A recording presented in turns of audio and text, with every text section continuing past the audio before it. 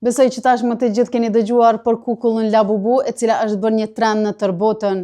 Edhe pse në pamje të parë nuk ka asgjë të veçantë, në fakt pamja e saj e lezetshme siç po cilësohet, përkundrazi duket shumë djallëzore.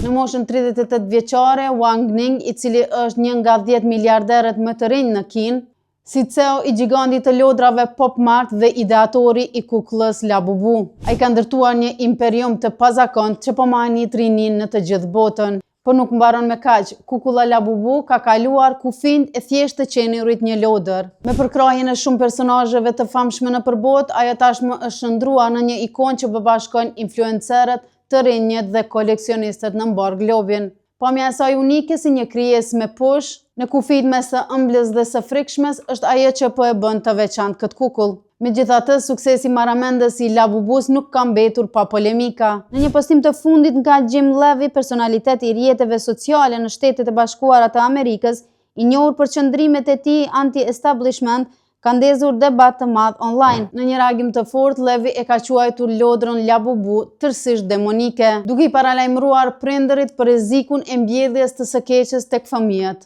Ai shkoi më tej duke krahasuar pamjen e Labubus me demonin mitologjik Pazuzu, një figurë e frikshme nga mitologjia e lashtë mesopotamiane. Ngjashmëria vizuale sipas Levyt është shqetësuese dhe në sytë e tij kjo nuk është thjesht një lodër, por një simbol i një kulture që po errësohet. Ndërsa disa e shohin Labubun si një shprehje të re kreative dhe trendi postmodern, të tjerët e shohin si një produkt që sfidon kufijt moral dhe estetik. Çfarë do që të thuhet, një gjë është e qartë. Wang Ning ka ideuar diçka që nuk po e lë askënd indiferent. Një kukull që po ndon botën mes të bukurës dhe të frikshmes.